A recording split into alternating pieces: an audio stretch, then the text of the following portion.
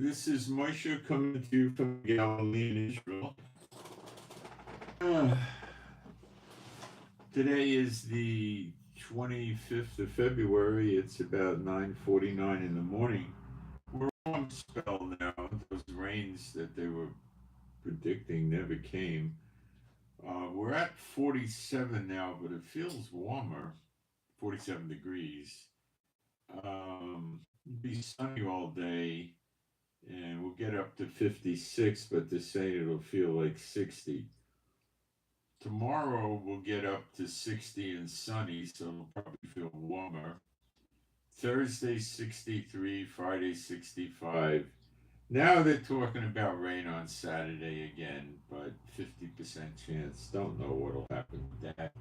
So they're saying the high will be 61, and Sunday 66, then 68, then 72, then it drops to 68, and no rain in sight really. So we're coming out of the winter now, we're climbing out, and it'll be a few days and we'll get back to a more comfortable weather, and we won't have to worry about firewood and stuff like that. We had to make sure the birds stayed warm last night. The dogs don't want to go outside, you know. Now they're outside because it's sunny, but they don't want to go out. They want to stay in the house. So I bought this big blanket at the beginning of the winter for 159 shekels. It's like $40 roughly, and it's like the stuff you get inside a sweatshirt, that fluffy stuff. You know, it's amazingly warm.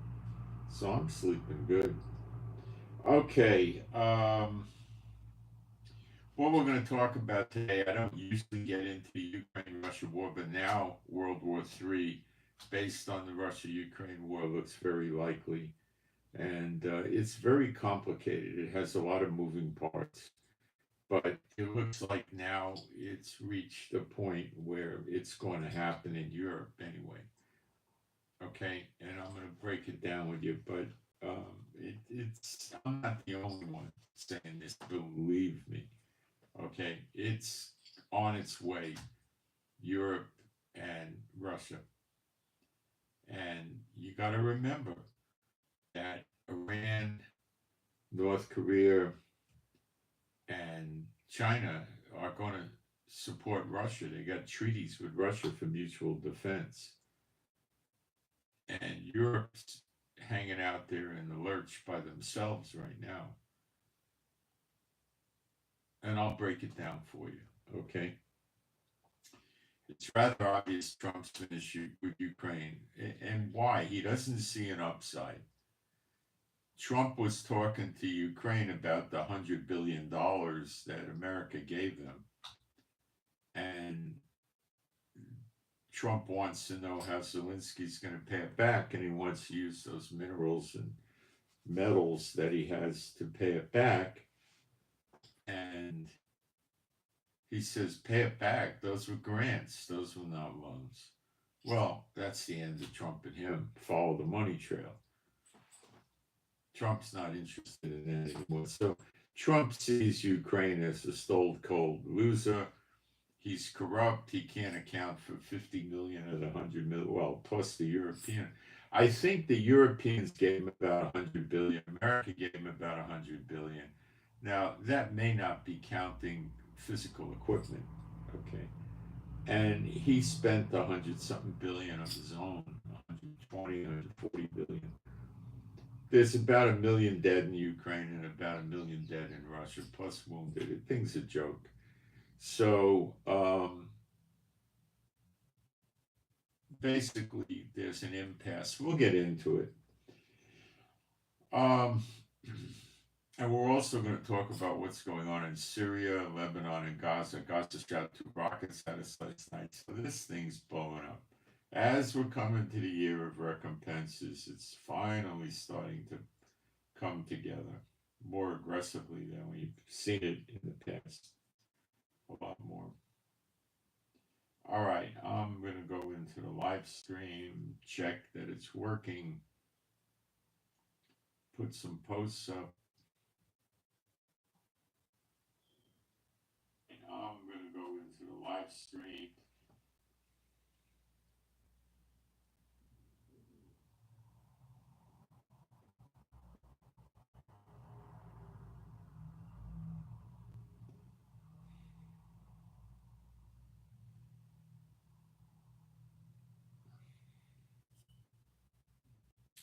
Okay.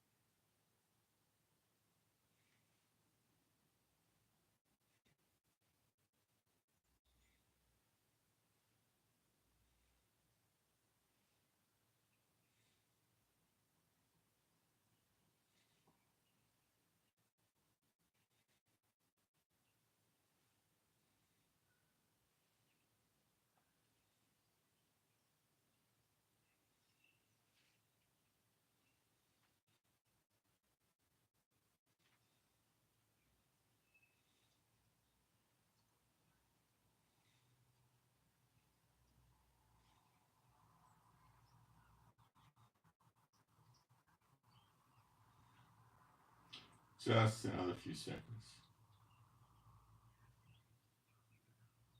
Giving people a chance to come in while I get the posts up.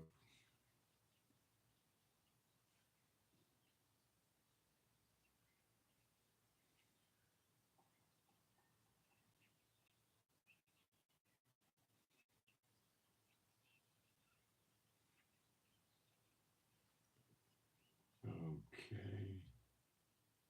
Got it. All right. Since we're a Bible believing site, Old and New Testament, I'm going to do some praise. There is no God like Jehovah. There is no God like Jehovah. There is no God like Jehovah. There is no God like Jehovah. There is no God like Jehovah. There is no God like Jehovah. There is no God like Jehovah. There is no Messiah like Yeshua. There is no Messiah like Yeshua. There is no Messiah like Yeshua. There is no Messiah like Yeshua. There is no Messiah like Yeshua. There is no Messiah like Yeshua. There is no Messiah like Yeshua. All right, let's talk about Ukraine.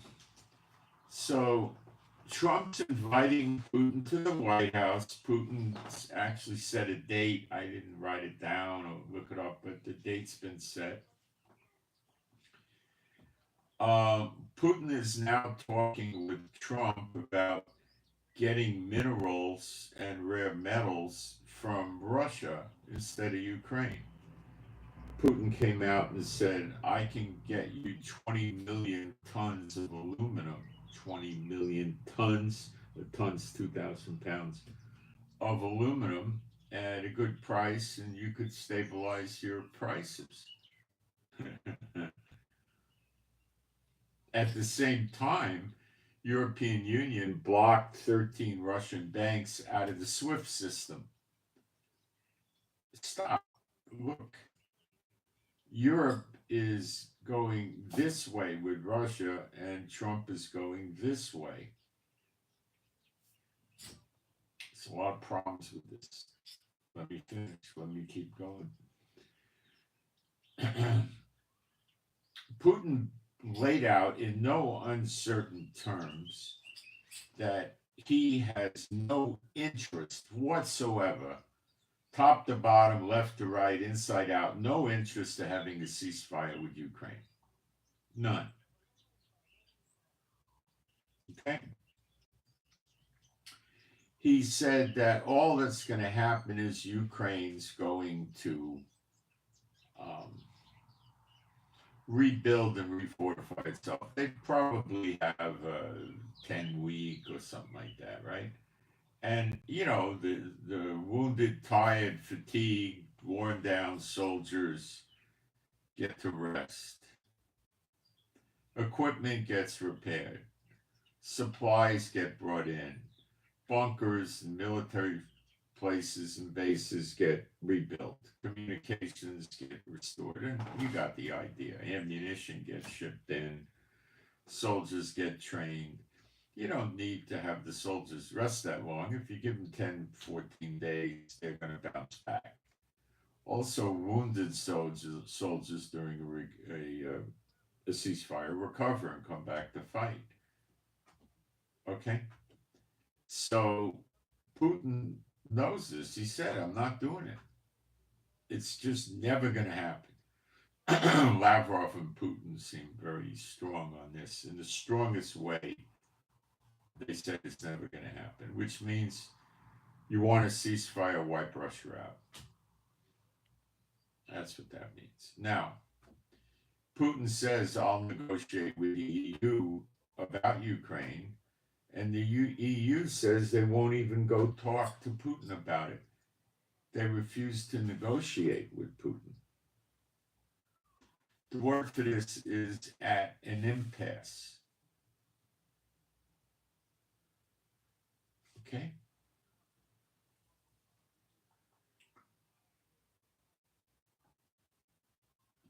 Trump says he's not going to put any troops into Ukraine, and he's going to pull 20,000 out of Europe. Trump is sick and tired of being played for a chump with Europe. He's going to put trade tariffs on them. And he's saying, if you want to do NATO, you guys got to go from 2% of, I don't know, what your GDP, whatever he's using, to 5%. That's more than double it. They don't want to do that. They want America footing the bill. Trump is putting America into an isolationist position. Not permanently, but I don't think permanently, but for a while. Absorbing the Panama Canal, Mexico, Canada, Greenland is not isolationist. But forget the Panama Canal for a minute. Look, Greenland, Canada, and Mexico are right next door.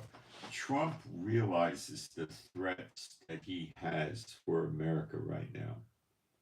Now, you got to listen to this, okay? And a lot of you are, really high on Trump. Trump is a very intelligent individual, but he has apparently no desire for wars, nor a stomach for it, based on his last term and this term. He doesn't want it. He wants to rebuild America, make America strong. Remember, Trump has. Now, this is hard for a lot of you to digest. And when I talk like this, people unsubscribe and run away.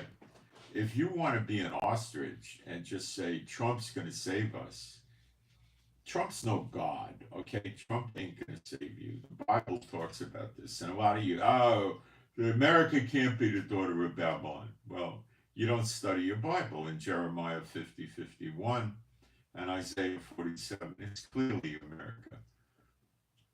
Okay? And the whore that gets attacked, the whore's name in America is Columbia. That's your Statue of Liberty. That's Columbia Motion Pictures icon.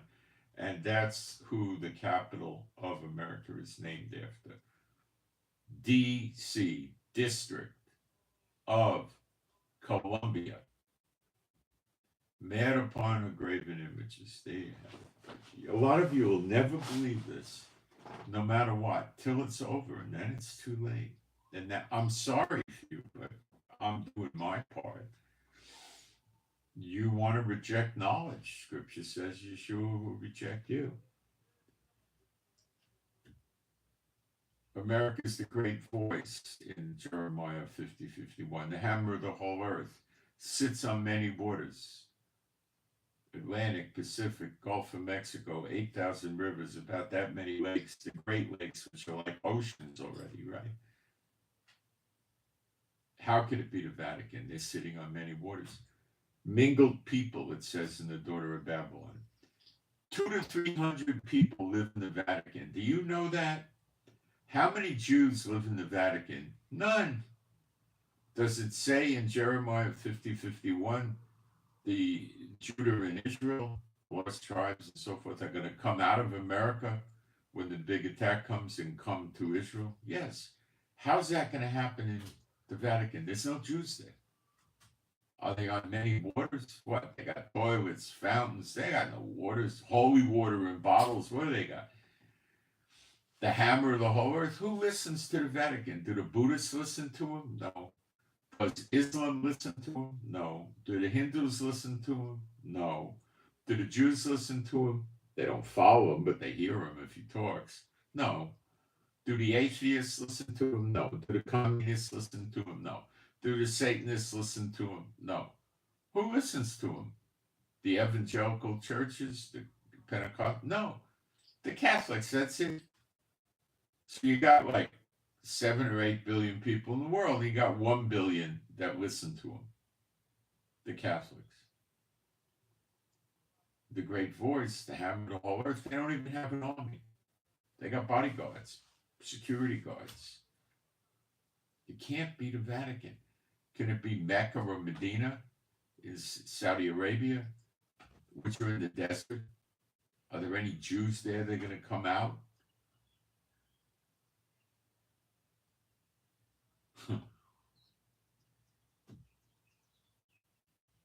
Huh? Are they on many waters? Who listens to Saudi Arabia? Her neighbors don't even listen to her. Nobody listens to her. They tell her what to do. They don't listen to Saudi Arabia. So wake up, okay?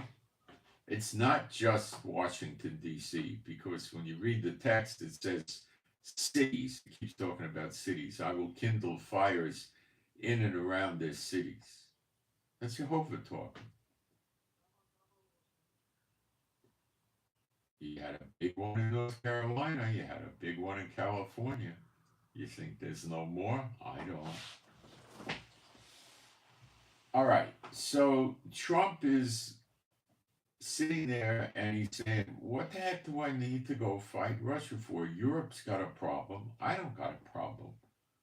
Europe doesn't like to pay for anything. They take advantage of us on taxes, take advantage of us in NATO. They don't do anything for us. They just take, they never give back. What do I need this for? I got enough problems, right?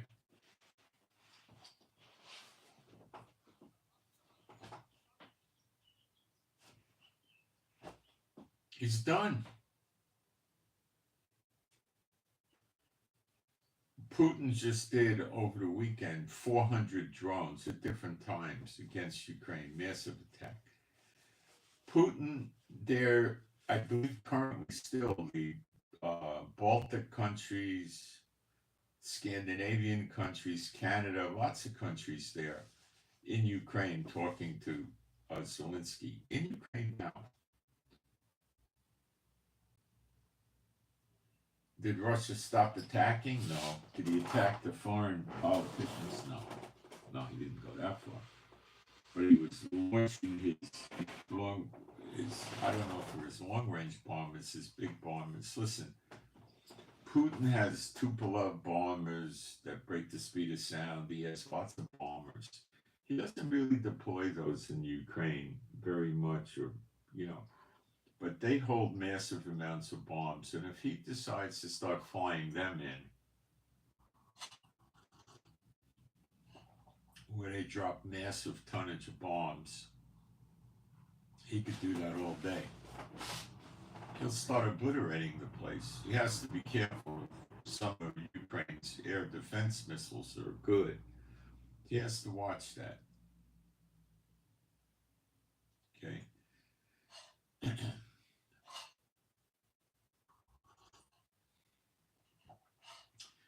Putin said the only way that there's going to be a stop in the war with Ukraine is on my terms only.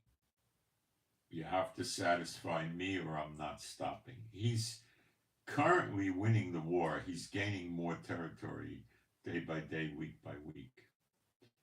Now, on the other hand, I think yesterday, Ukraine took out another oil refinery 500 kilometers away from Ukraine in Russia that produces something like 320,000 barrels of oil a day. It's not a huge facility, but it's significant. He must have knocked out 20% of Russia's oil refineries by now, maybe 22% or something.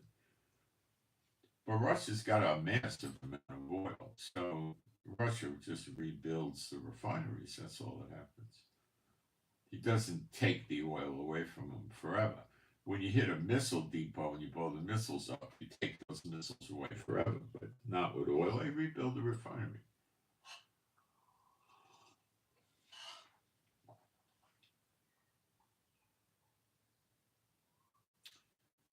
So France is saying he wants to put 20,000 soldiers in Ukraine as peacekeepers. See, now let's break down what the heck is a peacekeeper. A peacekeeper keeps the peace. You don't put peacekeepers in until you have a peace. There's no peace, nor is there any sign of a peace coming. Zelensky is freaking out, and he comes up with a statement that's rather, I'll use the word silly. He says, well, I'll resign if there's a commitment for Ukraine to join NATO. Well, he knows NATO's never going to do it.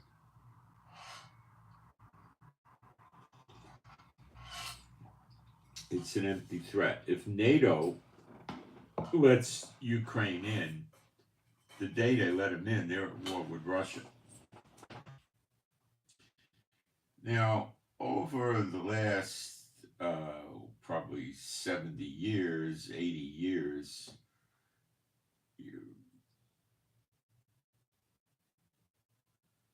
Europe's gotten weaker than they ever used to be. And in the last maybe 3 years, 2 or 3 years, they're starting to build up, but not at a good enough rate of speed. During the Ukraine war for 3 years, they are building up somewhat, but not enough. Nowhere near enough. And a lot of them are just starting in the last year, so it doesn't work. UK's talking about implementing a draft. UK's not EU, but it's Europe. UK is NATO, not European Union, not European Union, but Europe. Okay.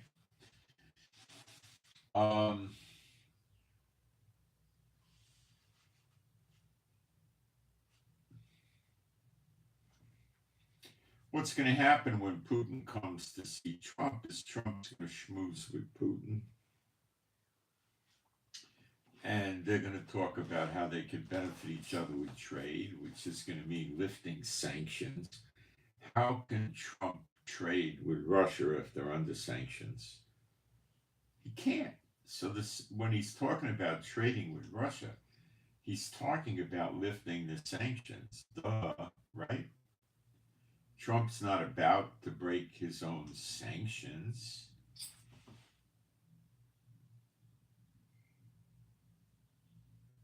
Why?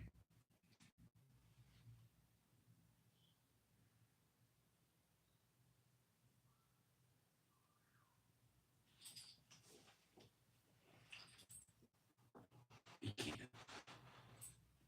So that means Trump opens up the banking in America to Putin, trades with Putin, visas for Russians and Americans start opening up. That'll be slow.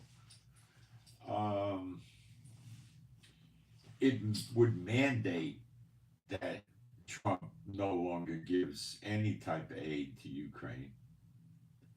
And Putin's buttering Trump up 20 million tons of aluminum so he could stabilize prices, which means cheap. All sorts. Russia got more of these minerals and precious metals than Ukraine. So Putin's going to shovel the stuff at Trump wholesale to get Trump to leave Ukraine alone. Without Trump, the Europeans got a major problem. They've got to rebuild their own militaries and at the same time feed Ukraine all kinds of weapons.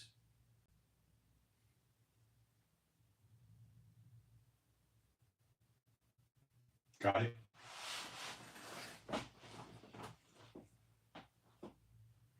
So what does Trump get out of it? Oh, there'll be no tariffs on Russian goods coming into America, and vice versa. The people in Russia are busted up. They can't use PayPal. They can't use other payment systems that are American based. GoFundMe, lots of things they can't use. They have banking problems. So Trump can't get a good click. My hands are cold. There we go. Trump could just call Treasury up and say, cut the sanctions off with Russia, and later that day they're gone. So Russia has access to the American banks. America's not going to seize Russian yachts and jets. If they have any, they'll give them back.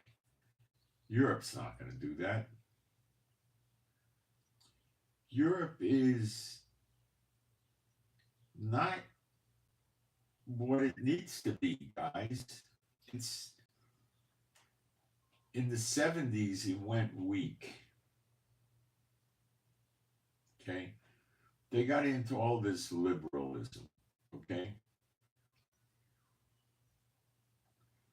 Spain started retiring people at age 50 with $3,000 a month, perhaps 20 years ago or close to that. It broke their economy.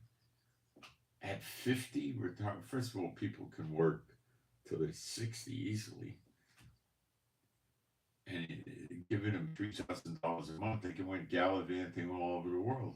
That's like 20 years ago. That would probably be like $5,000 now or more, $6,000.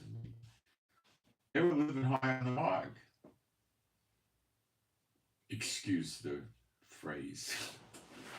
They were doing okay.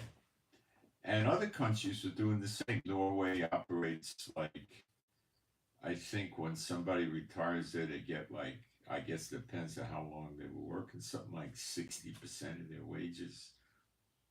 So somebody that was making $100,000 a year in Norway, which isn't very rare, they're oil rich, would get a pension of $60,000 a year. Gee, wouldn't that be nice? That's $5,000 a month. So they run all over the place. They're all over Israel. They buy houses in Israel, apartments, really, not houses. They got a rough economy. They spend $1 million for a house, and they get maybe 1,200 square feet, 1,000 square feet in the house. It's a house, not an apartment, but it's the size of an apartment. They live well there. They got decent medical. They got good food, and they got horrible weather. Except south of Norway doesn't have horrible weather. It's got nice weather, just the cold in the northern part. So,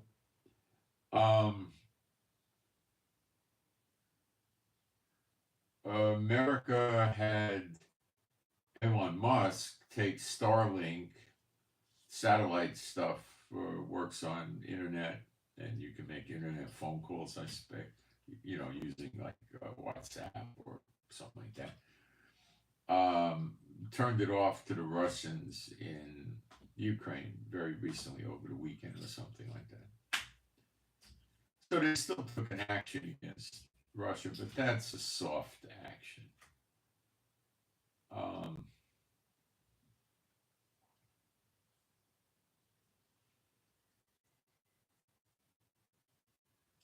So when America gets these minerals and metals, who's going to suffer from Russia? And I think they're going to work this out.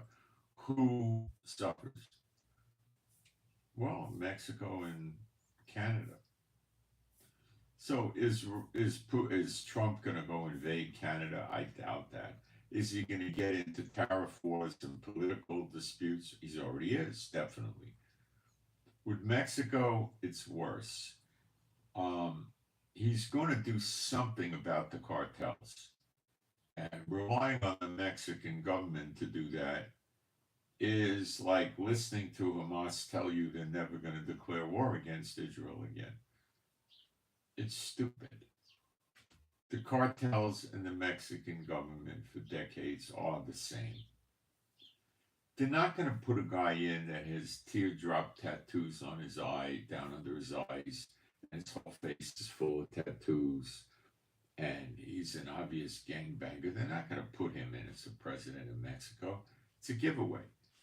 They find some rich bureaucrat that they can control completely and corrupt with tons of money, and he's the president. And they do the same with Congress and the judges and everything else.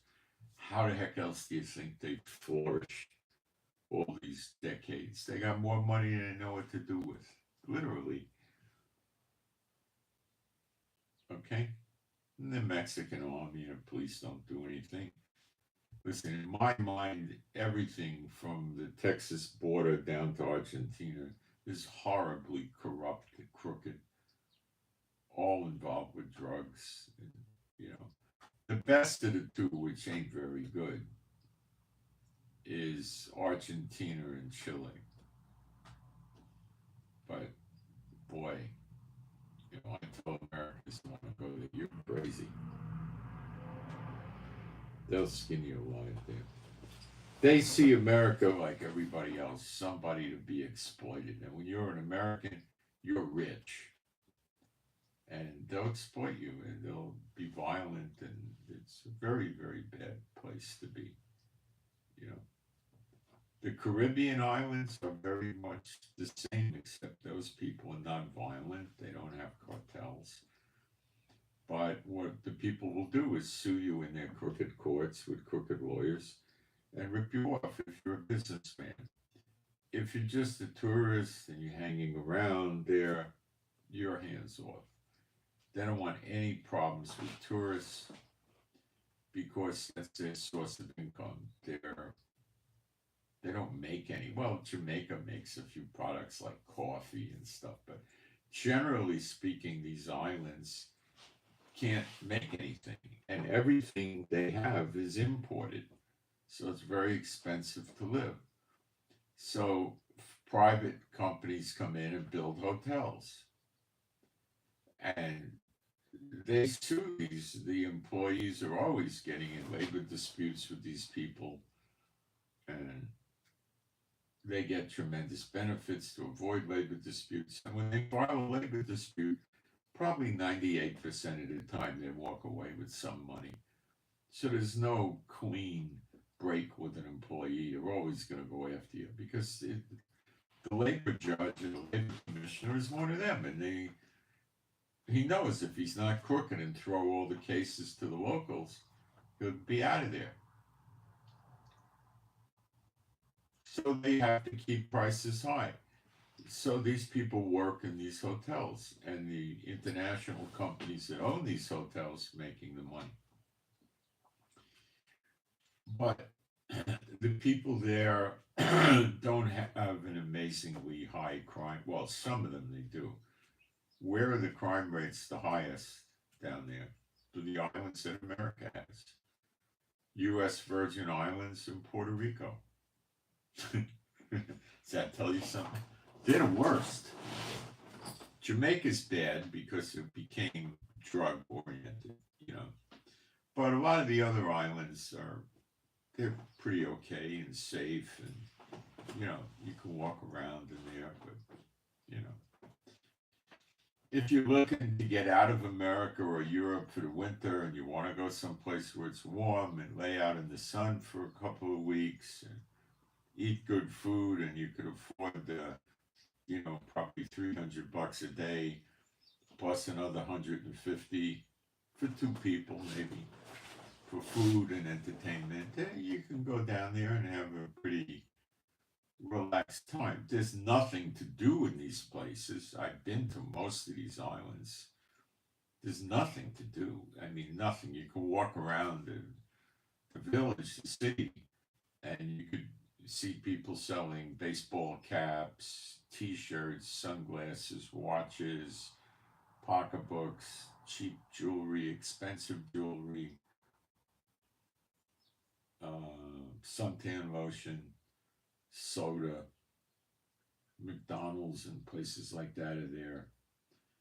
Um, if you call that entertainment, you'll be entertained. I mean, if I was going to go there for a 2 week vacation, I would maybe do that once for 2 hours, and that would be it. There's really nothing to do there in these islands. Nothing. I mean, if you're a fisherman, there's plenty to do. A lot of retirees from other countries, not just America, Europe, go down there and they buy themselves like. Usually they're going to get up to about usually they like to get a 50-foot boat, 60 maybe, fishing boat, so they can go out to the ocean deep and go deep water fishing and go get fish. But I mean, is that your idea of something? I mean, a devout fisherman would want to do that probably, 2-3 times a week, but I would do it maybe not at all, probably. You go out and look at the water and sit there in a chair with a line and wait for some poor innocent fish to bite it and then reel them in. I mean, I eat fish. I mean, you want to eat it, that's most of them eat it, If you want to call that entertainment, it's good for rest, okay? Somebody that's working and they're tired, they go to a Caribbean, you go to Nassau or any of these places, they're all pretty much the same. And they got really nice hotels. A lot of them are all inclusives. Some of them, they set up a chain of 4 or 5 resorts next to each other, and it's the facilities of all of them.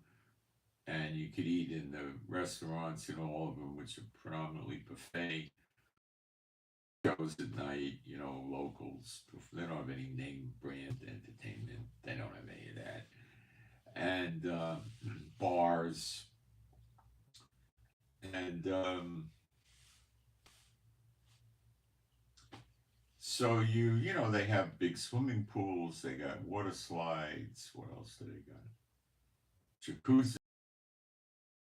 If you want to go fishing, they take you out on a boat. You got to have a lot of money for that, or you get on a big boat with 50 other people cheaply. You can go. They pull you with the boat with a sail, and you go up in the air. You can go scuba, skin diving. What it's good for, burned out people that are sick of the winter. They get there, they got a drippy nose, a cough, a sore throat, this sort of thing from Europe or America in the winter. They go down there, they lay in the sun. The sun is very healing. And they, probably by the second or third day, they feel remarkably better, It could go against them, though, because they could come from this harsh environment and then they go in the heat and sweat in the sun, then they go into a cold, air-conditioned room. They got to watch themselves or they could get worse by shocking their body like that. Generally, they don't. And, what do? They lay out in the sun, they eat good, they go to bed at a reasonable hour, they drink a lot of alcohol because that's how they roll, and they recover, and they have a nice suntan and they go back. The wealthy people in the New York, New Jersey, Connecticut, Pennsylvania area in America, and even Washington, D.C., down that far in Virginia and Maryland, they get on a plane and they fly down to Miami in the winter or Fort Lauderdale.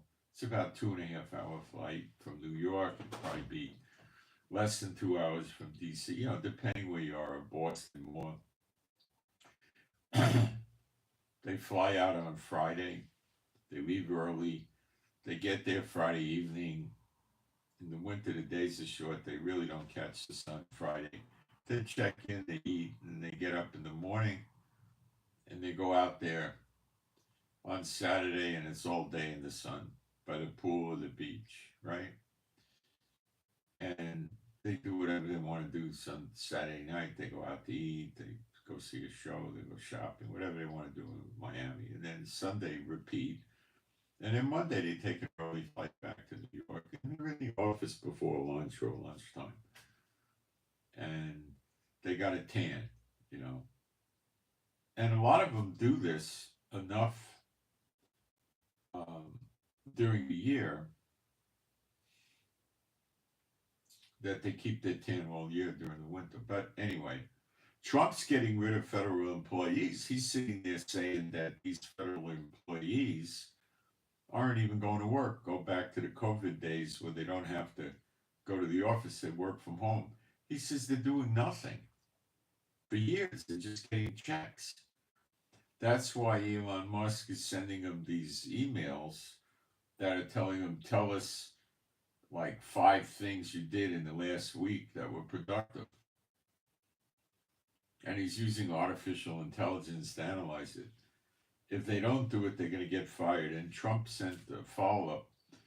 They were ignoring him, and then he sent it a second time, and then Trump sent the notice out that he's behind this. So they're going to have a general purge. Trump has purged the FBI. A lot of the bosses are gone, okay? A lot of agents, which I think is in the hundreds, have been told to either resign or they get transferred. Now, probably from DC and the other big field offices. DC is not a field office, it's the headquarters, but they also have a field office, like Customs, or Homeland Security. They have a headquarters in Washington, D.C., and they also have a field office. Not the same thing.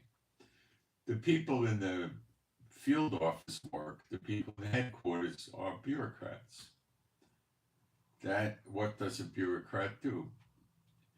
Tries to stay in the flow of things, to get information, to be advised, to be on committees, and to basically just get involved with office politics and bureaucracy.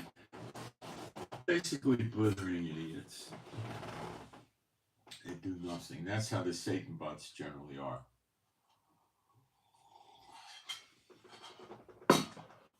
They structure policy and procedures is about all they do.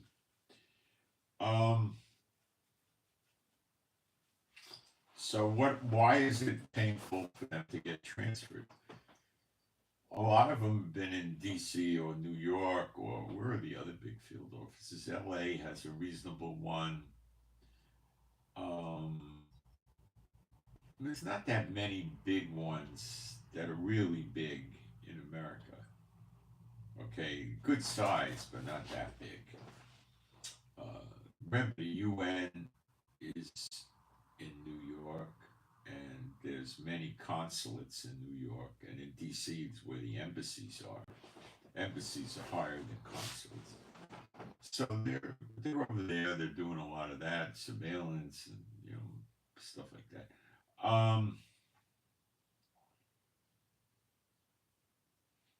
They've been there for years, so they gotta move. So that means what? Most of them are out on the street, retired at about 55. There's not that many they keep in federal law enforcement over 55. They don't want them out in the streets. Generally, at about 50, they want them off the street. Their vision's good. They can't run. They're going to be slow with the gun. They're not going to be great in a physical fight. They're going to drag behind on the physical fitness tests, and so they keep them in the office to let them hit retirement. Okay? Trump is the kind of guy that's going to say, well, these people are just treading water, doing nothing for 2, 3, 4, 5 years to make retirement. Force them out. Get them to retire now. Well, they're not going to get as much money. So what? Trump doesn't care.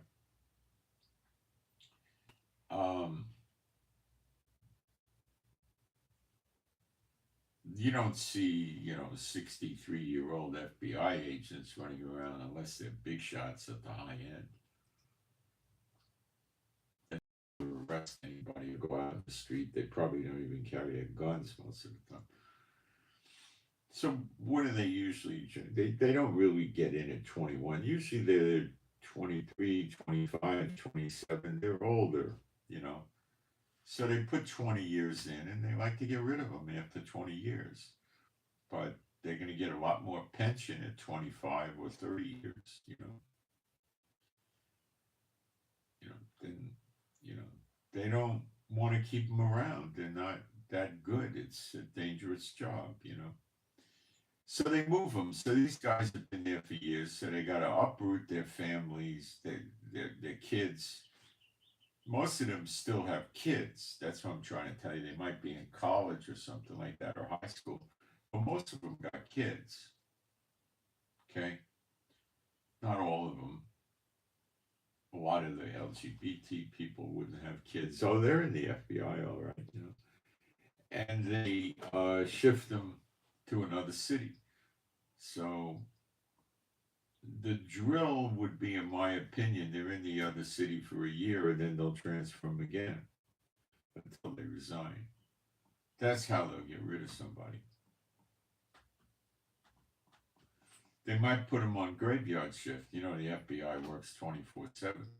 So they might tell them, okay, you're on 12 to 8. You come in at midnight, you're off at 8 in the morning. And what do? Well, they go sit in trucks and vans and apartments and offices, rooftops, whatever, and surveillance whoever they're surveilling. So that's crappy work.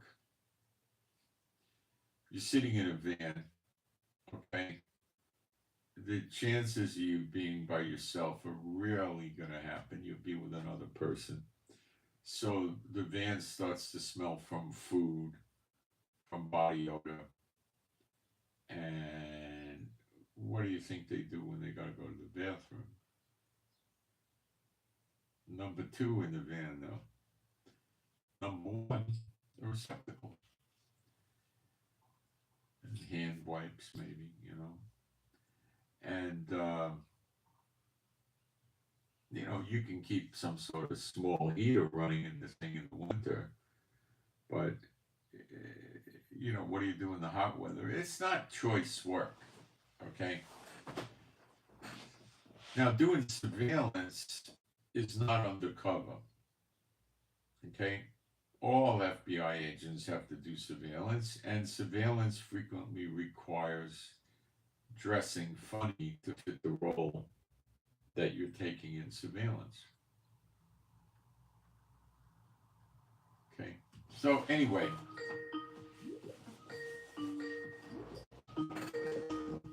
what this is. So he's purging the FBI. They're suing him, lots of agents are suing him and stuff like that. So he does not have control of the FBI. He put Patel in as the director of the FBI, then that Bongino guy that had Secret Service experience, and he was a New York cop, and then he became a radio commentator or something like that. He's now the deputy director, and they want to get rid of all the people that are oriented towards Obama and Biden's policies and procedures. Now, that's 12 years of the ones. So Obama and Biden for 12 years were hiring people that are not viewing America like Trump does. So Trump has to purge them. And they're talking about moving the headquarters of Washington from Washington, D.C. to another city. Why? Because they want to encourage as many of them as they can to quit. Let's talk about that. I'll explain it to you. A lot of the D.C. workers don't live in D.C. They live in Maryland. That's a very nicer place to live than D.C. And they own houses in Maryland, and they got got a nice life there. The weather in Maryland is 10 degrees warmer typically than New York City. So it's not that they don't have a winter and they don't have snow, they have snow, but it's not as long as New York and it's not as harsh as New York. Much more temperate weather. That's why they built DC there. It also normally doesn't get hit with hurricanes or tornadoes or have earthquakes. So that's why they did DC over there. All right. And a lot of these people work in the FBI and they've been there for many, many years and they're at retirement age. They can retire. Okay. But they're going to continue working if they can so they could get a bigger pension and go out with more money. So by moving the headquarters, they're going to get rid of a few thousand FBI people, special agents. They got people they like investigative clerks. They don't have a badge, they don't have a gun. They got soft credentials, the 2 ID cards. They go to a college and they pick up transcripts. They serve a letter, and then they come back in a week to pick it up or something, or 2 or 3 days later for background investigations. They might get things from a telephone company. They might pick up employee records from another government agency or from private corporations, or things like this. They don't interview anybody. They're clerks. They're not real important. They may go to a car dealership, tracking down a sale of a car and get some records, or who knows what. That's what they use for the gophers. Highly paid ones. Get rid of them. They're going to want to quit. So by moving it, they're going to shake out a lot of people. There's 16,000 special agents, and there's, I guess, probably about that many clerks. So they're going to shake out a few thousand that way. They might shake out 6,000 or 8,000. They're not going to rehire them. What Trump will do is shrink the FBI if prophetic time allowed, which it doesn't, and replace it by building up other agencies. So they would strip the duties of the FBI and create new law enforcement agencies that would take over those duties. That's all they would do.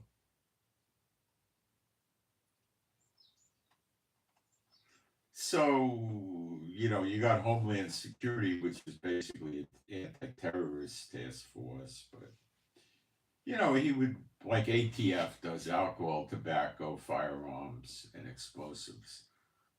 The FBI doesn't do that. DEA does drugs. Well, now the FBI does drugs too, but they didn't used to. This sort of thing, right?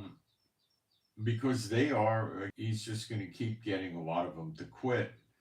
And as the new director and the deputy director get seated, they're going to put their people, their managers in control. You would call them the special agents in charge of the field offices and the ASAC. They call them a SAC, special agent in charge. And then an ASAC is assistant special agent in charge. So he's number 2, like a sheriff and a deputy sheriff or the under sheriff. Deputy means a deputy, but they usually use the word under sheriff. He's number 2 sheriff, that kind of thing. So they'll just keep shifting the thing around.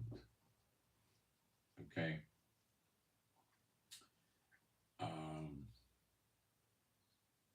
And keep shaking them loose. So I imagine, the next few months, Trump will probably get rid of someplace. I wouldn't be surprised to see 2,000 or 3,000 FBI agents quit, resign, or pension out. Maybe 4,000 or 5,000. That's about all he's going to get out of there. But then when the new people come in, they're going to get tight control over it. Okay, and the ones that are, you know, pro-Obama, pro Biden policies are going to just find themselves getting transferred all the time. This, if time allowed for this, you know, they would keep getting, you know, they would wind up in Montana. Next, they'd wind up in Kansas City. Now they're from the country to a city, right? You know what that does to the kids and the wife, the family? Then they're there for a year and then they get transferred to San Diego where it's hot. You're in San Diego for a year, then you go to Chicago. Yeah. How long is that going to take till they quit? They're going to try to transfer to other government agencies, and that's not going to work. What would work is transferring to state, city, and county agencies. That would work. But going into the private sector is probably about over because there's not a big private sector that wants FBI agents. And, you know, there might be room for 3, 4, 500 of them in the private sector. Max, and it's over. They can't work international. They don't have the familiarity with the laws and the practices. They're no good for that. They're not any good as bodyguards, like Secret Service. Oh, there's probably some FBI agents that were trained as bodyguards, but it's precious few. That's not anything they task to the agency. They would train people like that to protect witnesses. They would try to, you know, keep in safe houses till there's a court case, and they didn't put them in the witness protection program or something. Now, he's purging the military, getting rid of generals, moving them around and all that, right? Okay, so is he purging the CIA and the National Security Agency? 100% he is, but he's not talking about it. It's a secret agency. Okay?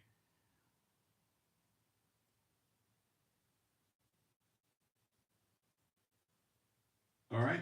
Now, let's talk about why Putin is pushing so hard in Ukraine. Now, this is difficult for a lot of people that believe in Trump and they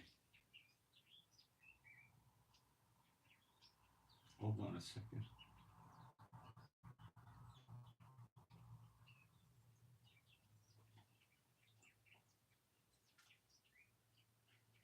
What is this guy doing?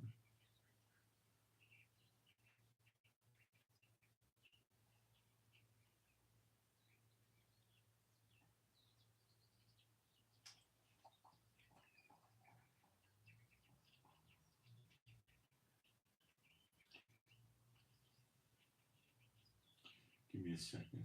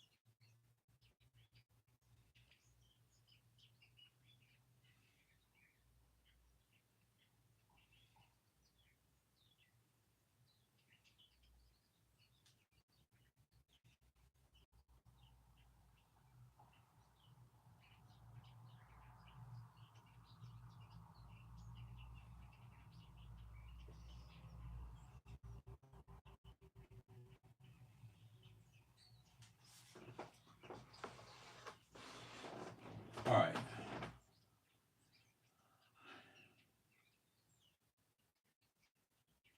Let me look at the chat for a minute and then I'll explain it to you. The 650, what is it, 50 or 60? 50 people in the chat. Let's see how many are there when I explain what Trump's up to. Watch. You'll see what I mean about how people fail to accept any reality or logic regarding Trump.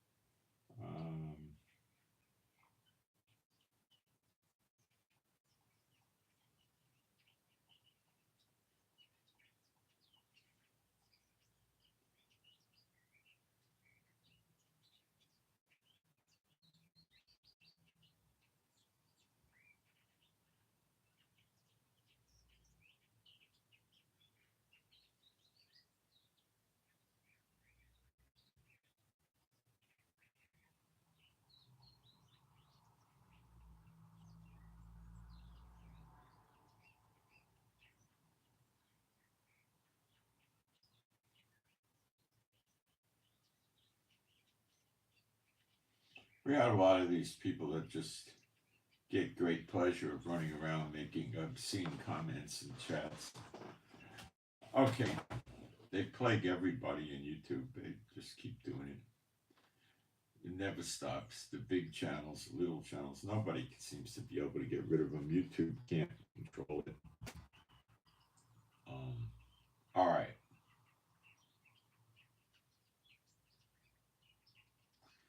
Trump never talks about the sleeper agent since he's been elected, been sworn in. Not once. I hear him talk about illegals, but not sleeper agents. He used to. Trump said there's up to 30 million illegals when he was running for office. That's a good figure. The big shots in the Texas, a big shot in the Texas Border Patrol office said 60% of military age single males. Oh, that's a sleeper agent, guys. From all different countries, and all the terrorist groups got him there. And a lot of people don't believe this. I'm sorry for you. Okay. Trump's deporting, maybe he got 20, 30,000 out by now. 30 million. Maybe you got, let's say there's only 10 million. That means you got 6 million. You got 6 million sleeper agents. He got 50,000 out. But he's not getting the sleeper agents. They're too good. They're too smart. They're trained. He's getting the goofy people out. All right. He'll never get them all at the end of 4 years. He probably won't even get a third at the end of 4 years. Maybe he'll get a tenth if he's good at it. He don't talk about it anymore, but he's scared about it. And he knows the FBI let it happen. Border Patrol people didn't let it happen. It was forced on them. The FBI let it happen. They looked the other way. He knows that.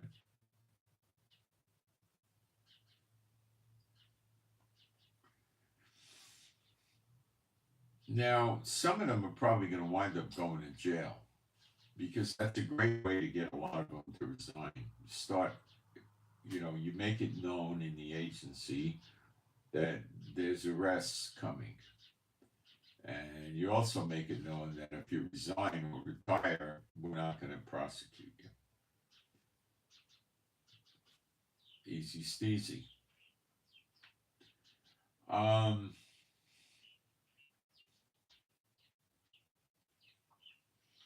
There are not very many FBI agents that are lawyers, by the way. They do exist, and some are CPAs, accountants, and whatnot, but they're not. That's way, way, way down in the numbers. Not very many.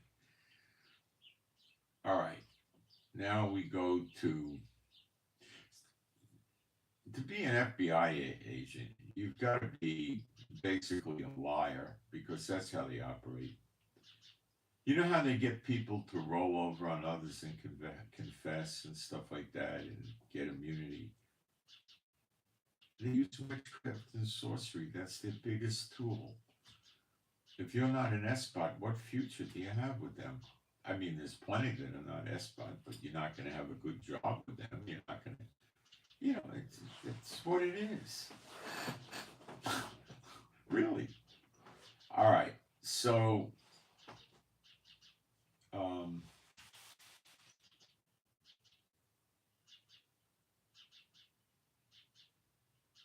Trump's problems run way deeper than the FBI. He's got to fix law enforcement, not just the border people, the ICE. He's got to fix law enforcement, and he's got a lot of problems in America. Got a serious terrorist threat.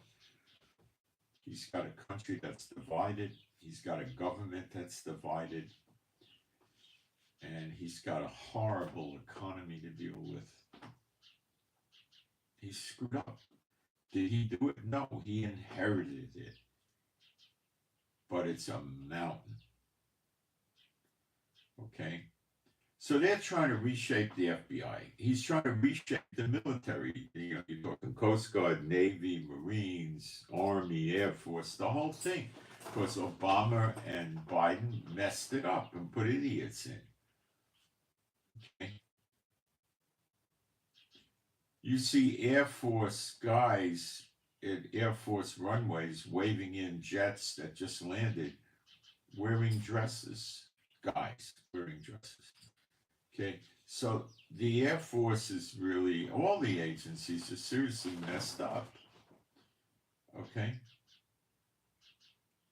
seriously. Not just for that, for many other reasons.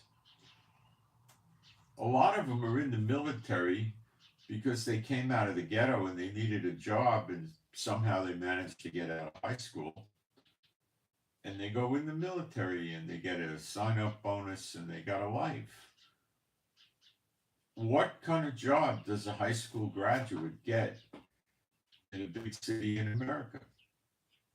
Clerical, cashier, trying shoes on for people, working in a department store,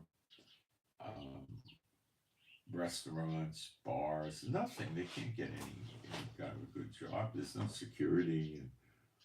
And they go in the military. And what does the military do? They learn a job. They can learn lots of things. They can learn how to run a huge laundry for thousands of people. That has value. Big hotels and resorts run such laundries, for instance. They need people like this.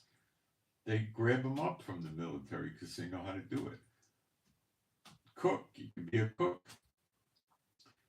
Now, you're not going to get into a real expensive, exclusive restaurant as a cook because you were a cook on an Army or Air Force base or something like that.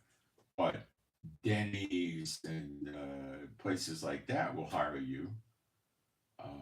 Outback would probably hire you. Fridays would hire you. The big buffet restaurant, plenty of work for those people. And they're going to make a nicer living. You know what I'm saying? So they can learn how to repair equipment, learn communications, learn to be a mechanic. They can learn how to make roads. They can learn how to do carpentry. They could learn how to be an electrician. They got to service airplanes. They got a million things they can do that are not combat. Because combat doesn't give you much when you get out. But they're not interested in being killers. They're interested in having a living, having a life, being able to raise a family, get a pension, and then work. So they get their military pension, and they're still young. A lot of them are getting out there. They might not even be 40 years old. And then they go get a nice job and make a good living with whatever skill they picked up in the military. They're still very young, very marketable in the job market. So if they get out, let's say 40, and they put 20 years in another job, they got 2 pensions to look forward to, the military and the private one. So that's who's in the military now, a lot of them. Not the lean, mean killing machines. You got a lot of people that are just looking. You think they're going to be happy in a war? I don't. I think they're going to run away. I don't think they're going to fight. I think they're going to pack it in and go AWOL. They won't. They won't hang in there. So he needs to get a whole new bunch of people in the military or convert the ones that he has. Now, you can convert them because they've been in the military for years, they're military-minded, and you just make it clear to them that you're in a fighting organization. You're not featherbedding to further your life. So he gets them turned around. Very possible. It could happen. But just like he has so much trouble in the FBI, he has that trouble in NSA and CIA. He's got to purge them, but that can't be public. So how could Trump go to war now? He can't. He's screwed up. He's changing the generals. He's got trouble. He can't do it now. He'll lose. He knows it. Okay? That's why he's making nice to Putin.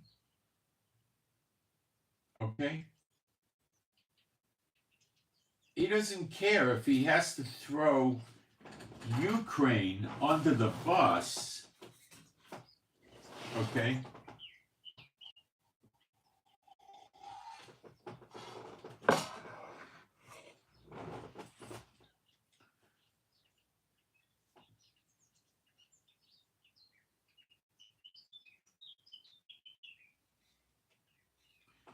If he has to throw Ukraine under the bus to avoid a war with Putin, it's worth it to Trump. He's being smart. What do I need Ukraine for? Minerals, and metals? Putin's going to give me those. Why the heck do I need to have sanctions on Putin and have a war with him? The heck with the sanctions. Let me get sweetheart deals on the minerals and metals, and I'm a happy camper. You already took Putin's side in the UN meeting. Europe was against Trump. Now, here's your problem. And this is where a lot of people run away because they just, I can't stand this. I can't hear it. This is our savior. He's going to make us great again. He would like to, but he can't. It's too much for them. You're not going to get there. Let me explain. Europe is wanting to have Ukraine continue to weaken Russia. And they're willing to pay for it. This is the mentality that's set into Europe sometime when the Beatles were popular. Okay? They're running around singing Give Peace a Chance, smoking pot, going to rock concerts. America was saying we got a British invasion from all the British groups like the Animals, the Beatles, Rolling Stones, and people were going to rock concerts and going to communes, and hippie Europe was affected with this. They were going to India and walking around on the drug-induced journey through India because it was dirt cheap to live in the 60s. And, all this nonsense, guys. And they never really came out of it. They were so bad maybe 15 years ago. They were opening up their doors to all these Muslims seeking asylum, and now their streets aren't safe. The women are getting raped. And look at the statistics on this stuff, right? These were sleeper agents for terrorist groups. They're saturated with them in Europe. And they messed Europe up. But the European people going back 50, 60 years got very soft, and now they're trying to get very hard. But it's not that easy.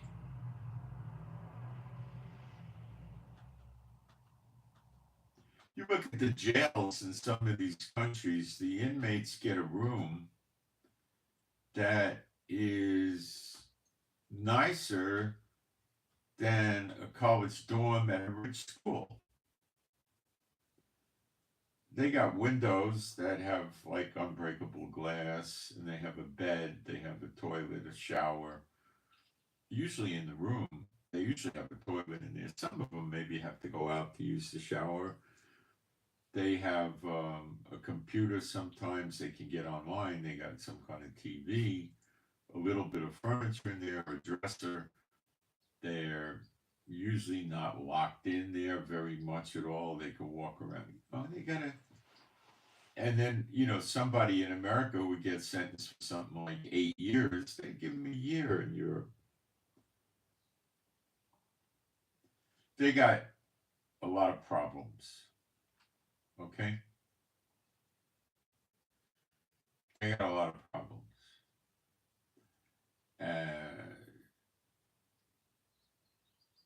They're handling a very large social support system. The people in Europe, in the European Union countries, and also the UK, do pretty good with their social security type benefits, disability. They don't do bad. Not as bad as a lot of people in America on disability are getting $900 a month plus some other add-ons. They get much more in Europe, pretty much. And they're treated with much more respect, as evidenced by they get more money so they could live like a real European, not like an underdog like in America. You know, people buy cat food and dog food in America because they can't afford people food on the disability and the insurance and stuff. It's pretty wrong. They're talking about fixing it. We'll see what happens. Sending somebody a $2,000 stipend check every now and then is not going to fix it. Giving people $2,000 a month would be about right to fix it. Let's see what they do. I'm saying an additional $2,000 a month. That would probably get the people to a respectable type level if you inflation adjusted it every year at a real level. So it would probably go up 10, 12, 15%.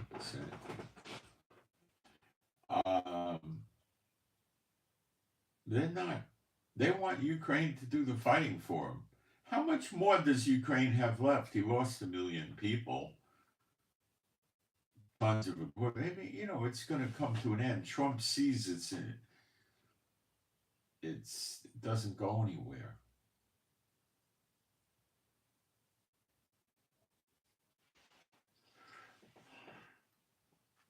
If he actively starts fighting with Russia and Ukraine with his troops, Russia's going to start attacking countries.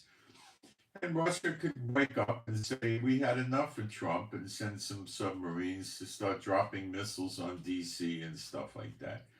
They may decide to destroy Trump's properties around the world, which the Secret Service can't protect. And if America gets destroyed, Trump's dynasty, his economic empire, is gone. If his properties are destroyed in other countries around the world, of which he has billions, I'd say probably hundreds of millions, if not billions of dollars worth of, probably in the billions, his dynasty is gone.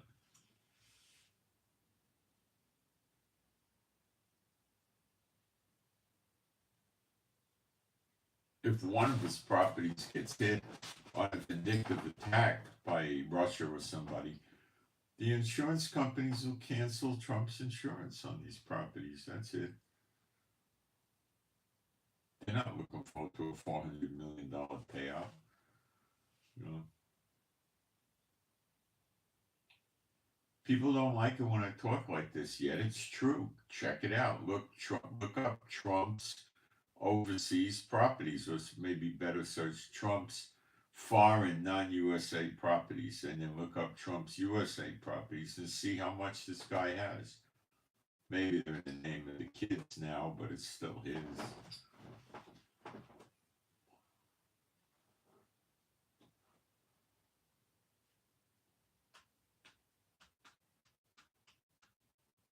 This is so Trump is just saying, I can't do this. If I get into a war with Russia, China's going to help, North Korea's going to help, Iran's going to help.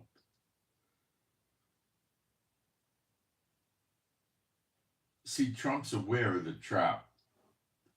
Suck him into a Middle East war, a European war, then an Asian war, and he collapses, and then they attack America. Is it going to happen? It'll happen. It's in the prophecies. It'll happen. So what's he trying to do? He's trying to buy himself probably another 5 months. He's moving with blazing speed to fix his internal problems in America. He started immediately. I mean, he knows how bad it is. So he's going to make a deal with Putin, likely, but here's the problem. When Trump backs off and lets Putin know, this is going to happen when Putin comes to the White House. And he's going to let Putin know that, look, you'll see Putin visit the White House, by the way, and then you'll see Trump visit Putin. I'm bet you'll see that. And the Russian people are going to love Trump because they're screwed up from the sanctions. And Trump just claps his hands, Treasury Department lists them, and the Russian people will not have any more sanctions. And without America pushing around helping Ukraine, Europeans are going to be scared to death. And they're going to have to make a choice. And that choice is going to be Putin's going to want a major part of Ukraine, and he's going to want the demilitarization of Ukraine. And he's going to put military missiles and things like that inside Ukraine. He's going to get the Ukraine minerals. And that's what you got. And they're going to be freaked out because Russia's going to have bases deeper into Europe.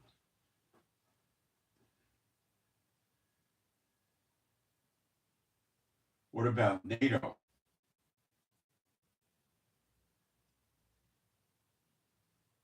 How does NATO stay out of this fight? Well, they give Putin Ukraine.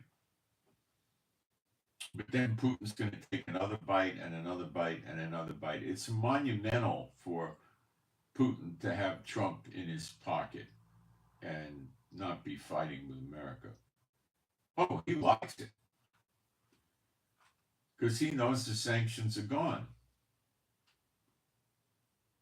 And, you know, he'll have dinner with Trump and they'll drink. Well, Trump doesn't drink. They'll tell jokes. They'll walk in the garden of the White House. He'll send Trump presents. Trump will send him presents. They'll be, you know, buddies. And they'll do trade. Maybe. But what happens with NATO? See, how does Putin shut the war down when Trump's pulled out? Trump already pulled out. Putin knows Trump's not going to fight in Ukraine. That's why he's beefing it up. And the big bombers are going to come in. Okay? It's already done. Okay? It's done. All right? The best way for Putin to win the war now that he knows Trump's not in the Ukraine war is to stop all the weapons transfers, go to Poland and then into Ukraine. He has to stop the ammunition, the weapons, the planes, the missiles, all this stuff has to stop. It comes in from Poland. Poland doesn't want to stop. They want to see Ukraine hurt Russia. Okay? What happens next? What do you think Putin will do? Keep playing this game back and forth with Ukraine. And Ukraine gets longer range missiles, hits more oil refineries, more ammo depots, more bases, more airfields, more railroad depots. Or, without Trump in the way, he just knocks out, does some sort of attacks in Poland to try to scare Poland. Blows up the train tracks that bring the weapons in, blows the highways up, blows the airfields up. He used to make a serious attempt here. What does that do? Well, that stops the weapons transfers, but what's the problem with that?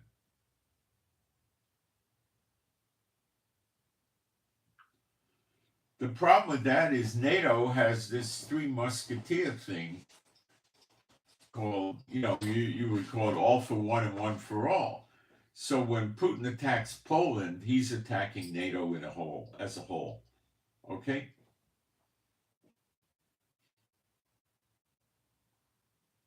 The only way Putin's really going to get over on Ukraine is to attack Poland. He's tried scaring Poland. It doesn't work. Now Putin has to hedge his bets or think, okay, America's telling NATO they got to increase their dividends. And, Trump basically got a foot out the door.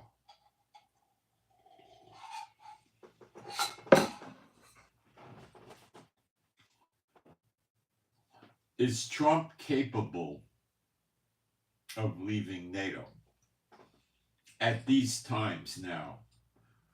if this goes down, it'll be in March, okay?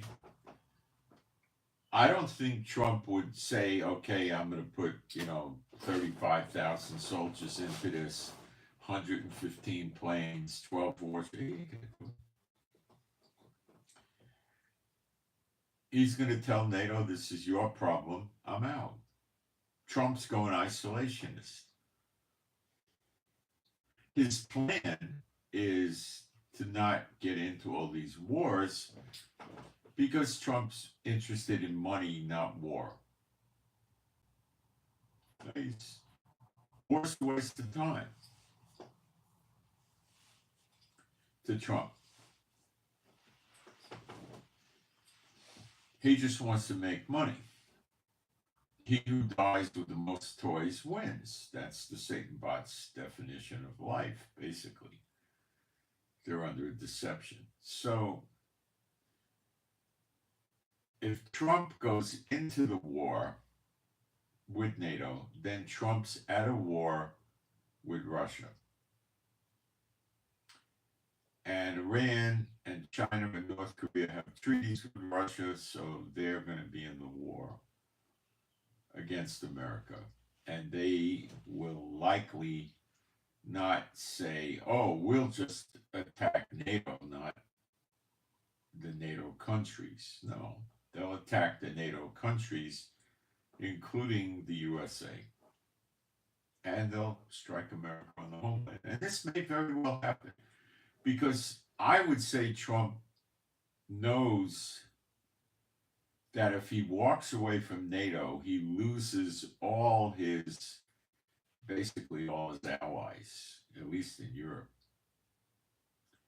His other allies are not going to trust him. South Korea, Japan, Taiwan, they're going to be very leery of trusting him. But without NATO, America is very vulnerable.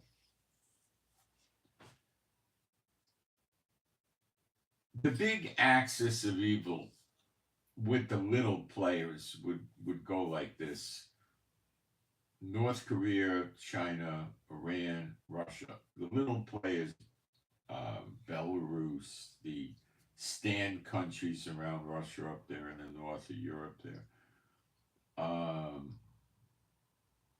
Venezuela, Cuba, and maybe one or two other of the big fringes or something like that, right?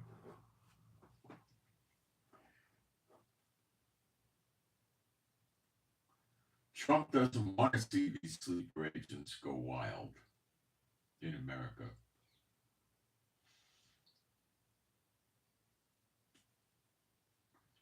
If the sleeper agents go wild, then he has to contend with Iran, North Korea, China, Russia, Belarus, Cuba, Venezuela, and some of the stand countries at the same time, and he's got sleeper agents running amok in America.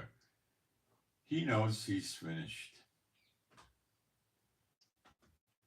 If he pulls away from NATO, he is likely going to be around to play again another day in his mind. But his allies have disappeared. So he is more vulnerable, and these axis of evil countries would love to get rid of America. In my opinion, what Trump would likely do is either make treaties with China and Russia and reduce arms spending and try to reason with them and say, hey, guys, let's develop ourselves economically and stop running around trying to kill each other. It's a pretty idiotic game. If he could convince them to do that, which he won't, then he could, proceed. But, it's not going to work. But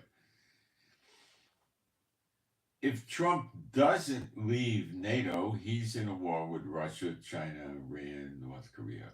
If he does leave NATO, he's very vulnerable. So let me ask you a question. Which one is better? They're both bad. They both lead to America's destruction. He doesn't have a good way to go. See, North Korea are warmongers, China's warmonger, Iran's a warmonger, and Russia's a warmonger, and Belarus is, and Venezuela, and Cuba, and all these people. And Europe, give Ukraine weapons, we ain't gonna fight.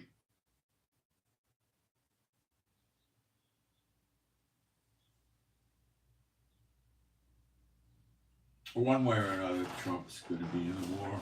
And it looks to me, unless there's something amazingly revolutionary going to happen, which is possible, it's end times, Russia and Europe will be in a war. Unless Europe sits still and lets Russia conquer Ukraine, then they will not have an immediate fight with Russia.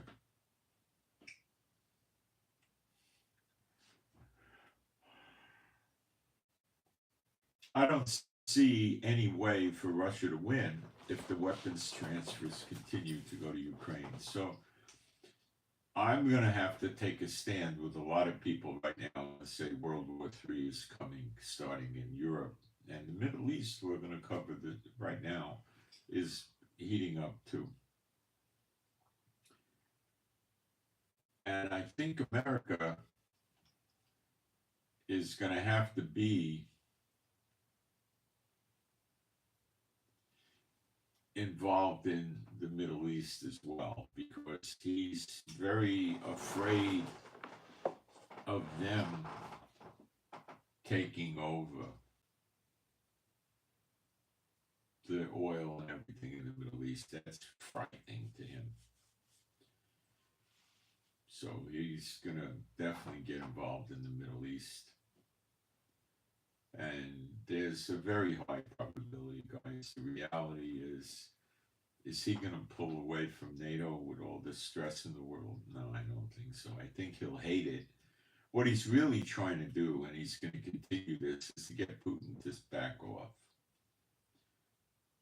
He's going to say, I'll cancel the sanctions, we'll do trade, I'll open up better relations with you, we'll get along, we'll be buds, we'll get rich, we'll be corrupt together, and we'll have a ball. And we'll play golf, we'll go fishing, whatever you want to do, we'll have a good time. We'll restore confidence in both our populations, and I don't think Putin's going to buy it. Putin's going to sit there and say, Trump's got 4 years to go, and then he can't be president again. And then what if I get another jackass like Biden or Obama in? What do I do then? So he's going to say, America's weak right now. If I can't do things to increase my military strength in Europe, Trump does me no good. Getting,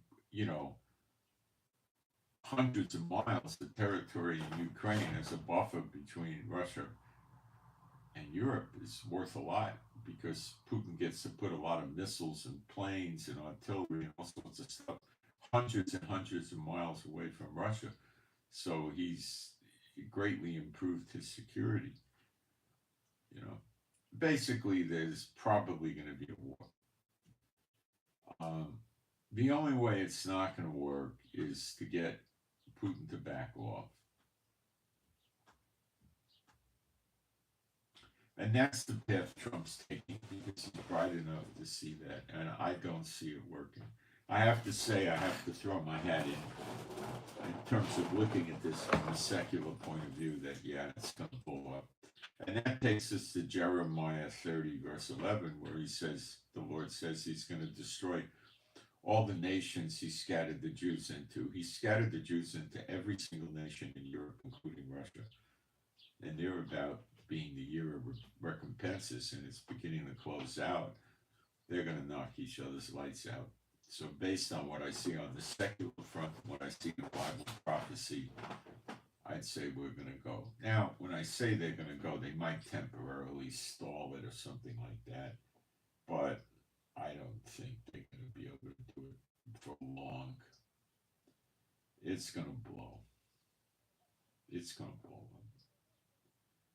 That's the reality that I see. All right, now we'll talk about what's going on with Israel. Oh, prayer requests. That's important. Okay.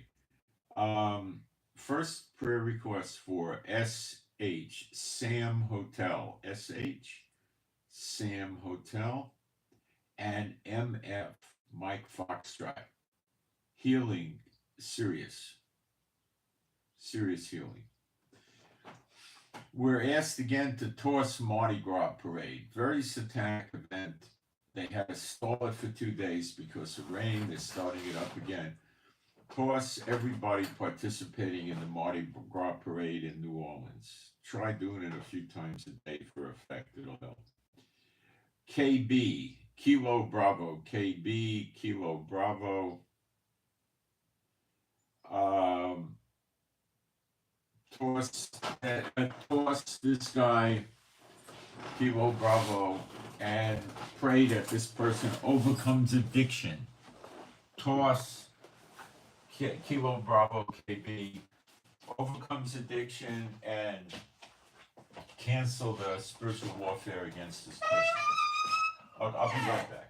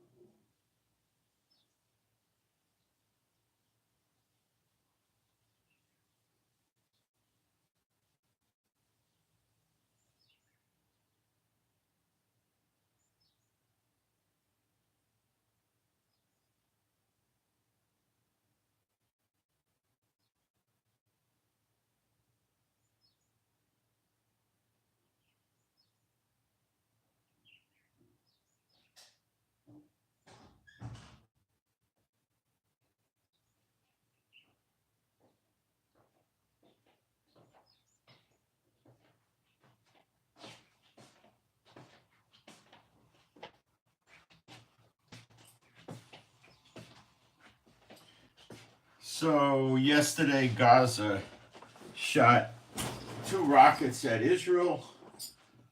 One landed in Gaza, one never made it to Israel. I don't know. I don't even think it ever left the launcher or something.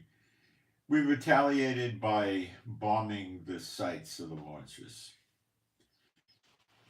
Hamas is saying there's no way they're going to demilitarize and leave Gaza. It's completely off the table. Netanyahu is insisting that that happen. We're in an impasse, and there's going to be a war with Hamas in Gaza fairly immediately. Netanyahu is saying he wants all the hostages back. They'll never do it. Witkoff and Netanyahu are talking about extending the first stage of the ceasefire. That's a way for Hamas to buy more time, but Israel's not letting any weapons get smuggled in. So they don't get anywhere, as evidenced by their recent rocket launch attempts. A lot of their key people are dead and killed, and they don't have much equipment left, and they can't get the stuff put together right and launch it there. Not much of a threat. It's just a wipeout. Trump, in reality, probably has no thoughts whatsoever about sending the military into Gaza right now. But he might, but I don't think so. Gaza, you see, if Trump knocks off Gaza, first of all, he doesn't have to. We can do it. But if he does do it, it doesn't send a message to the world that he means business and you better respect him as a military power. It doesn't have that effect. He's going to go after the Houthis. And the Houthis is something that in his mind he thinks he could handle because it's just going to involve a bunch of airstrikes. A lot of them. That's it. They'll use stealth jets to take out the air defenses that are in Yemen. Child's play, very easy. They have missiles that will track. Once the radar is turned on with their anti-aircraft systems, they'll just launch these missiles off their jets that follow the radar beam and blow them up. It's just rather, they're stealth jets. They're not going to be picked up by the air defense systems. It's very easy. They'll knock that out. Then they'll start massive bombing. And at first, I'm sure they won't hit the Yemen army proper. They'll hit various Houthis facilities and probably lots of them. And then they'll have another warning message for the Houthis, and the Houthis will tell the Americans to go fly a kite and jump off a roof and bang your head against the wall. And then they're going to try to continue to cause problems, and eventually they're going to get themselves wiped out. And that's where Trump's going to get his, let's call it street creds, as the rappers say, his credibility. Because knocking off the Houthis is, much, much more complicated than a beaten down bunch of lunatics living in rubble and tunnels like Hamas. Not to say the Houthis aren't psychotic, because they are. The Yemen army will probably join in once they see their country's getting destroyed, and they'll get struck. Israel will probably help with the airstrikes along with the UK. By the way, Russia has said many times if war breaks out, they're going to bomb the UK first. You can go to Google and look at it. They'll missile attack the UK, they'll bomb it. Russian submarines have been popping up off the shores of UK territory in the past months. If Russia attacks UK is going to cool. UK is not as screwed up as Europe. That's why they left the European Union. They don't have the power of America, but they're not as screwed up as Europe, but they are in NATO. If Russia attacks the UK, he's got NATO to contend with. But if he has Ukraine, if he has Iran, North Korea, and China helping him, which can come in the form of weapons, aircraft with pilots, missiles, ships, soldiers, all of the above, Putin's not worried.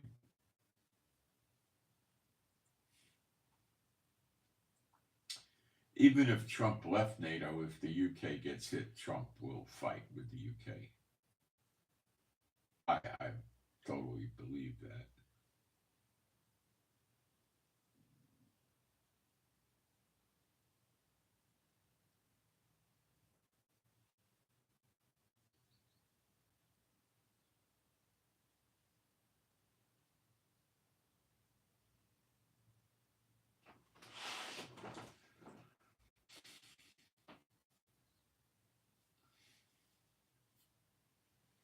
Remember how God hardened Pharaoh's heart and Pharaoh kept doing stupid things against reason?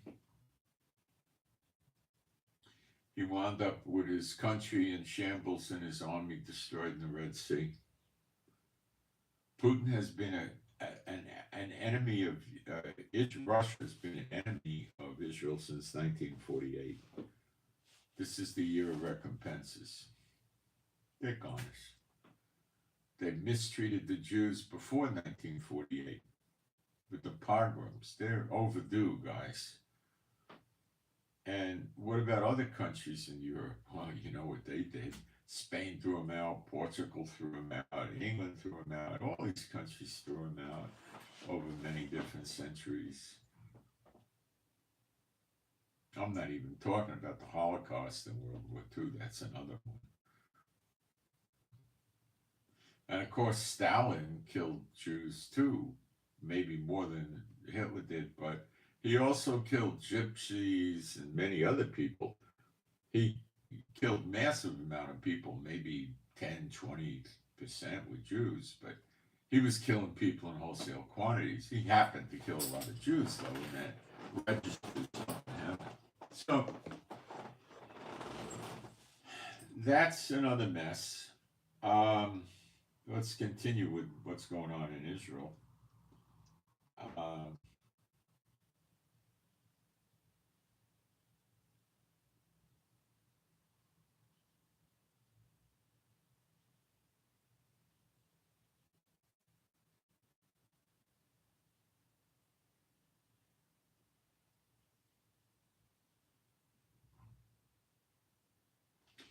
Israel is in the process of setting up, and it's pretty well set up, an area in Syria that goes in almost 40 miles into Syria.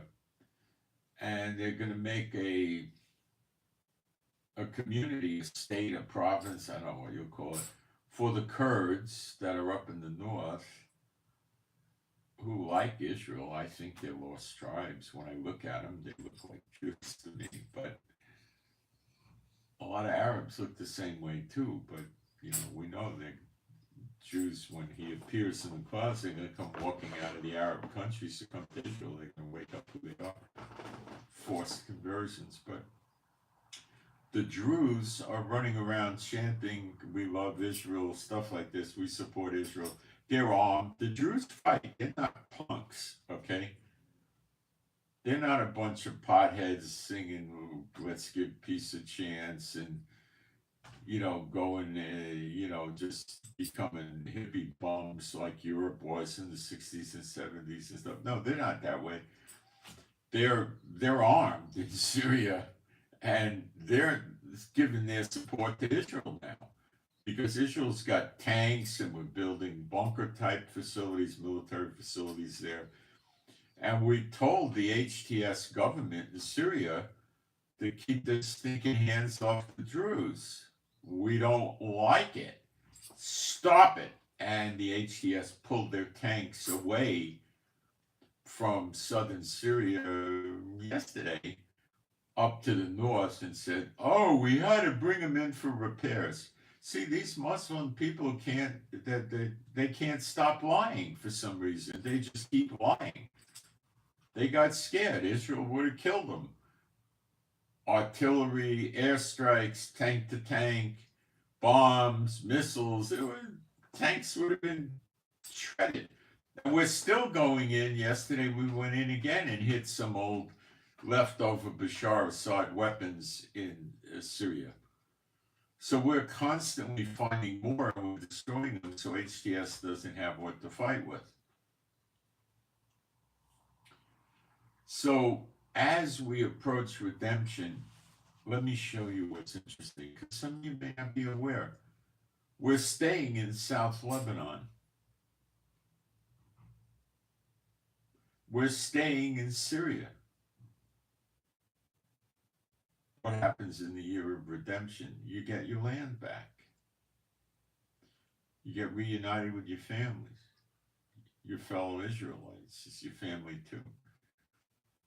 So we're parked in Lebanon, 5 military bases, and we're parked in Syria, but I mean, almost 40 miles in, and it's a long stretch. It's a big patch of land, and the Kurds and the Druze apparently got no issues with each other. None of them are Shiite Muslims that want to go around killing Israel. They're very grateful to Israel. So I believe the Kurds will have to relocate out of the north and come down to South Syria. Unless I'm wrong about that, they might be Kurds in South Syria, but I think it's moving them from the northeast of Syria away from Turkey down there. Turkey's threatening us too. Again, he's saying that if he raises his military up against us, we'll get scared and cave in. Well, you know what's going to happen? All these countries that are so boastful and pride and walking with the head proud up in the air, are going to run into two chaps from heaven named Elijah and Apostle John. And they are going to have a very warm experience when the fire comes out of the mouth of these two prophets. And the whole world, this is depicted in Zechariah 12, verse 10, the siege, which is being set up against us right now. And the whole world is going to change when this happens. I do not recall any point in time that Jehovah demonstrated his power as severe as this way. I don't know how many can get killed, but it wouldn't surprise me for it to be in the millions in one boom right then and there, one day it happens.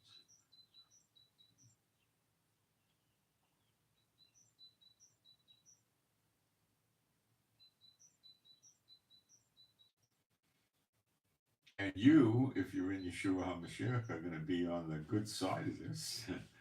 And you'll be coming to live in Israel, which will be the best country in the world and the dominant country and the richest country.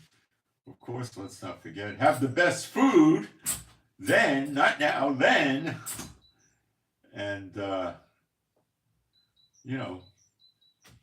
it's getting, you guys see the pieces coming together. Jeremiah 30:11 happens also. It's also found in Jeremiah 46:28. Jehovah's going to destroy all the nations that he scattered the Israelites into. Not every person, the nations. That's what I think. Not every person, the nations. Now, when we can read the text, and let's analyze the words in the text.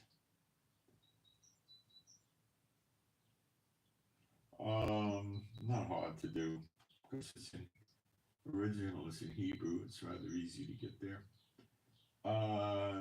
Jeremiah 30:11. Let's see if I can come up on this.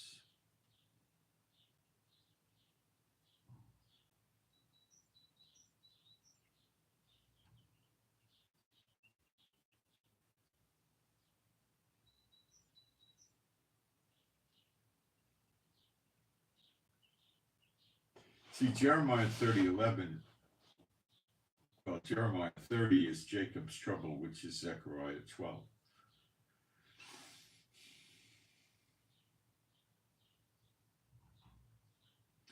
It is a time of distress for Yaakov, but he will be saved out of it in Ezekiel 38:39, which happens about 60, 70, roughly 70 years from now. Because Daniel 9:24 doesn't say 70 weeks, it says 70 70s in every single Hebrew manuscript that exists. The first 70 was 70 years of Babylonian captivity. The second 70 starts with the appearing of the sign of the Son of Man and ends with him returning down to the earth. The appearing is associated with the sun going dark and the moon to blood. The return to earth is associated with the sun and the moon dark and the stars falling from heaven. Read Joel 2. It'll put it together for you better. So we're saved out of Jacob's trouble.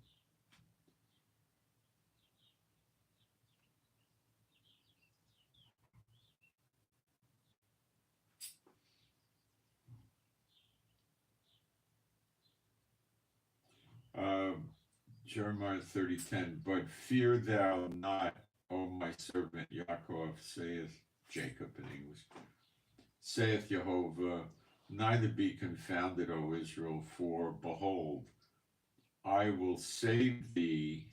That would be Yasha, like salvation, thee from afar. That's the next great Exodus, and thy seed from the land of their captivity, again, next great Exodus, and Yaakov shall return and be at rest, be secure, and there shall be none making him afraid. That's because everything that happened and the everlasting life and all of that.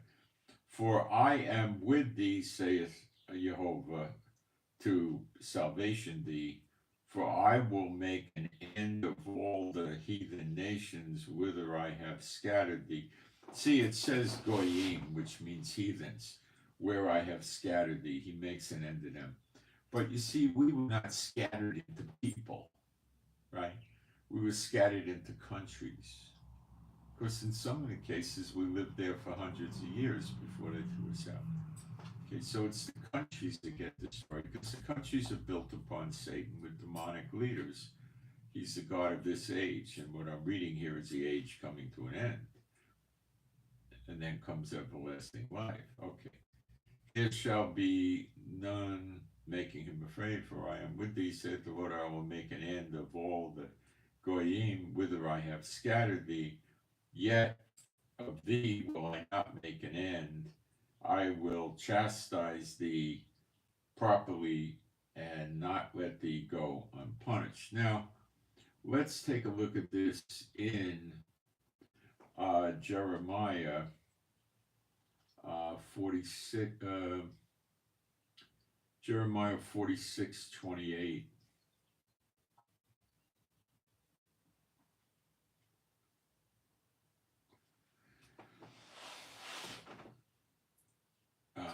Give me a second. Gotta switch.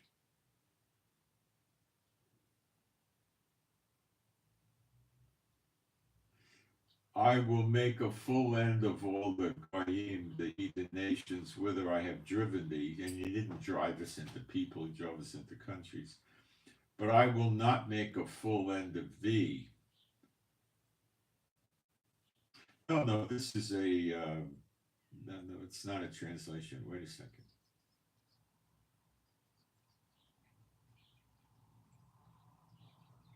Sorry, it wasn't a translation.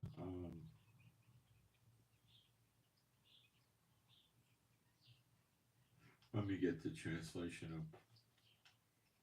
Oh, wait a minute. I can fix this. Hold on.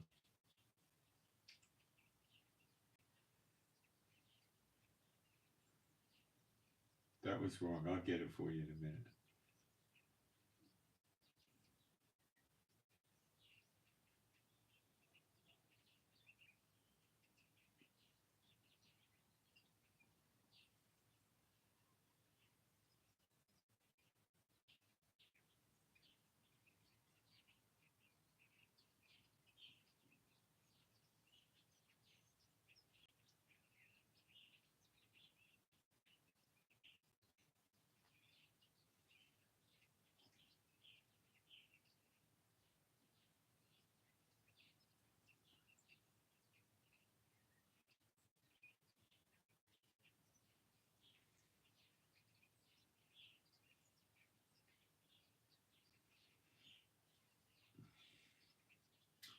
All right, Jeremiah 46:27, and then we'll do 28 too. But fear not thou, O my servant Yaakov, nor be dismayed. Behold, I will yasha salvation thee from afar, and thy seed from the land of thy captivity. It's very much like Jeremiah 30. Yaakov shall return and be at rest, and secure, and no one shall make him afraid. Verse 28, fear thou not, my servant Yaakov, saith Jehovah, for I am with thee, for I will make a complete destruction of all the nations, the heathen nations, the goyim, whither I have driven thee. Well, complete destruction is more suited to the nations under this context, especially. You could have complete destruction of people, but I believe he's talking about the country. All the goyim whither I have driven thee. But again, he doesn't drive us into people. But of thee will I not make a complete destruction, yet I will correct thee in proper manner, and I will not leave thee wholly unpunished. Okay, so that's the scoop on that. And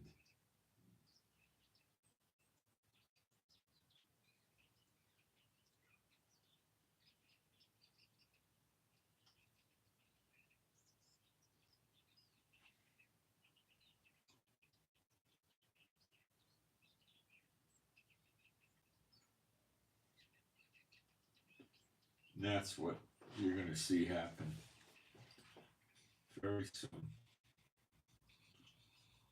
So we're getting closer and closer, and the pieces of the puzzle are starting to come in to play. Now, when Trump fights with the Houthis, which I believe he's going to have to, or they're going to keep attacking ships and mess with him, and American warships and American merchant marine vessels in other countries, Iran is likely going to get into action too. As you can see, Hamas can't do anything, and Lebanon tried to launch something over the Golan Heights this morning, and there was a siren that went off with no damage. We don't know exactly. The military didn't tell us exactly what happened. If it was a false alarm, they usually release that within a few minutes of the siren. They didn't say that, so I don't know what happened.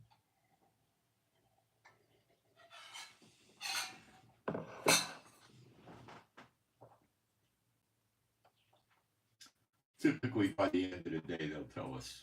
I'll post it on Telegram. There's not much left of Hezbollah either. So I don't think Iran has much influence over Syria. They have influence over the Hezbollah in Lebanon, but not the Lebanese government. And in Gaza, the government is Hamas, so they have influence there. So what's keeping Hamas going is the hostages. And they're not going to just tell Netanyahu, here's 49 hostages, and we hope you abide by the ceasefire and all that. With Netanyahu's, it's more like, give us all the hostages right now and we'll let you leave Gaza alive. And they're not going to do that. They don't care if they get killed. For the most part, they're going to be martyrs and have the 70 virgins. So he'll bomb them. The plan is to divide Gaza into 3 sections, a south, a middle, and a north. Move the people out of the north, which is mostly where these terrorists are.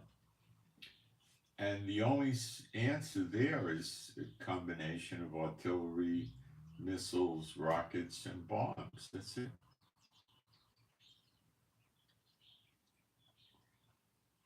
The generals will work out the actual tactics of it, and that's the only thing left to do.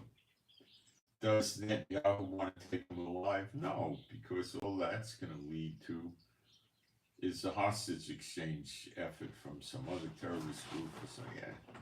Why support him? Why have all the aggravation? It's not worth it. Netanyahu just stabbed him in the back last Saturday.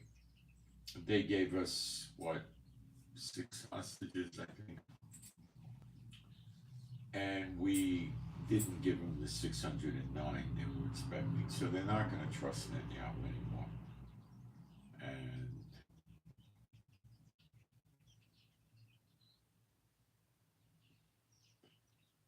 I don't know how we're going to get those hostages back.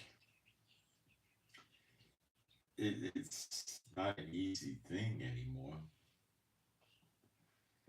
I don't know. Look, Netanyahu was sitting there and saying, I don't know if I'll ever get those hostages back, let alone alive. And what are we going to do? Let this thing drag on for year after year after year with the hostages? We got to stop these idiots. And that's that.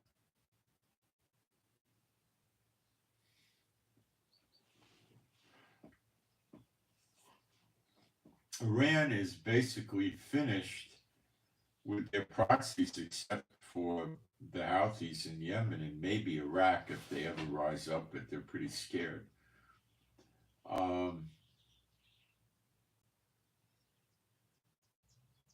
don't know if Iran will try to save the Houthis. I don't know what they could, Hamas in Gaza. I don't know what they could do.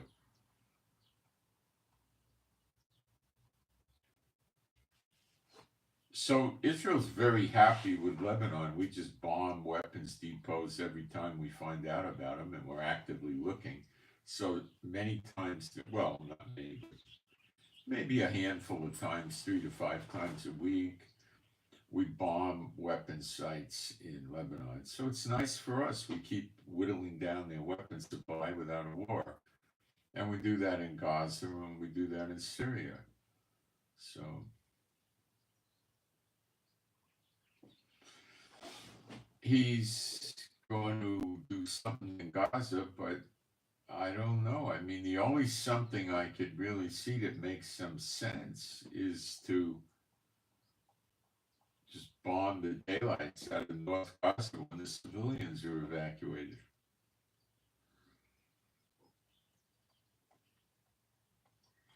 He may try these new bombs, these bunker buster bombs, what MK-84s. No, not that one. Yeah, I think it's an MK. The 11,000 ton. It explodes above the ground and it creates a tremendous blast wave that goes a mile long and maybe a quarter mile or half a mile wide. So I think he'll evacuate the citizens, the civilians out of Gaza and then explode one of these and see what it does. It might scare Hamas into leaving.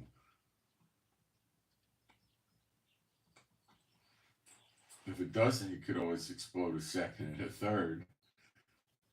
And of course, tremendous devastation. The debris will go flying around. It has a very high pressure wave in it.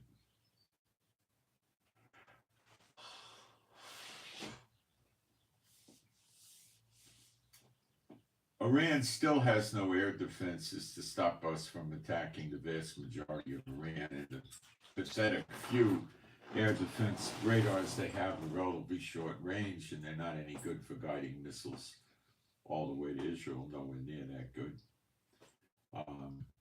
They probably wouldn't let Iran guide a missile even to the other side of the Persian Gulf. So they're all liars. So we'll eventually stop bombing Iran, I assume. Maybe right at the time we attack Gaza, I'm not sure.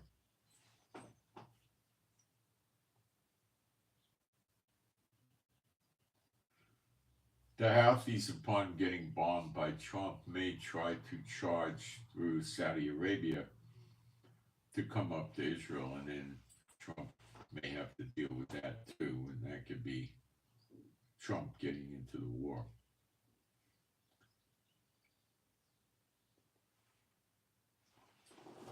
Jeremiah 50:24, about the daughter of Babylon, America.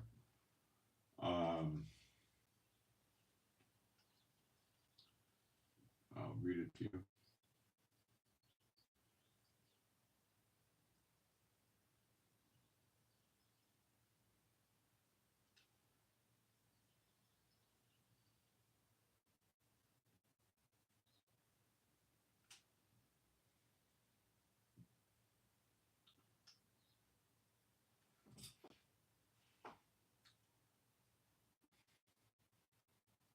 I'm in 51. I need to be in 50.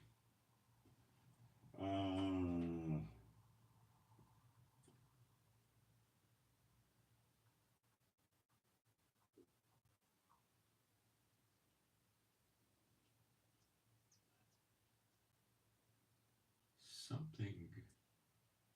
Oh, I see the problem.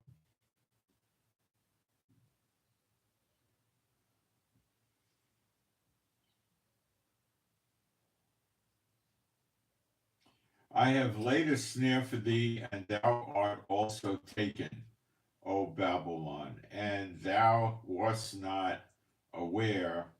Thou art found and also caught, because thou hast striven against Jehovah. All these things that Trump is doing with America are economically sound, and they're fantastic ideas, and it shows the person's high intelligence level, but nothing is getting the people back to God, neither is Trump. So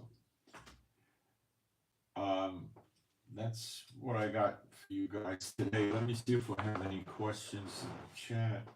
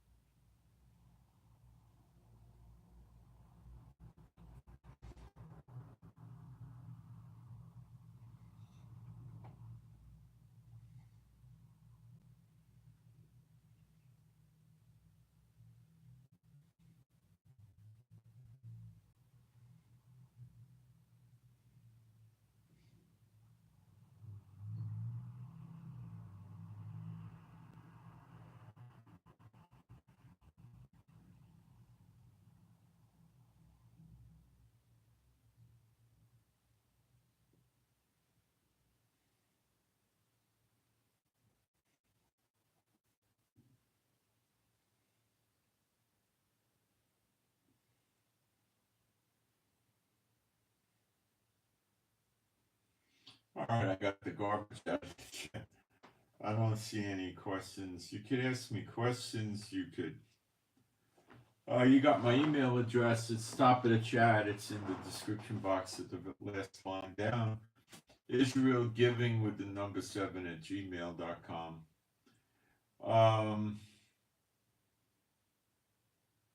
We got to watch the time frames on this stuff. I don't know when Netanyahu's going to make his move on Gaza. I don't know what he's trying to do. I think he's trying to dream up some way to get the hostages back. It ain't going to work. It's pretty much a given that when they see themselves getting killed, they're going to kill the hostages. But they're going to do it on social media with the internet, and they'll do it one at a time, cut their throats probably or something like that publicly, and try to get us to stop to save the rest of the hostages. And that's going to be Netanyahu's nightmare. So if he can block all the communications out of there first, then he could do it easier. That might be what he's going after. Don't know, but he'll work something out.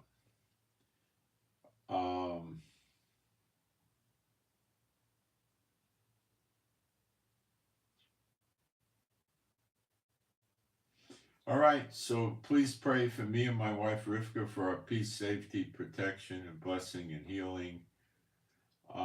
Please keep the prayers coming from my wife. She has good days and bad days. Pray for our animals and pets that are all rescues to be happy, healthy, and whole. Pray we have an easy time with the birds. We get warmer weather. It was rough last night. Late at night, we had to do a lot of work to keep them warm during the night. So, move them around. So, pray for better videos. Pray for more questions to be answered about prophecy, more sequencing and timing information to be given to us by the Lord.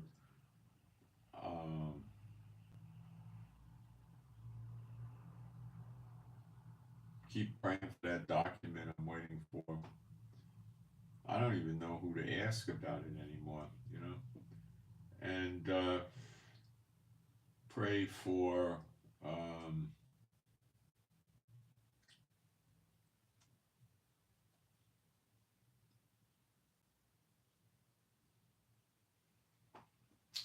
pray for the peace of Jerusalem, and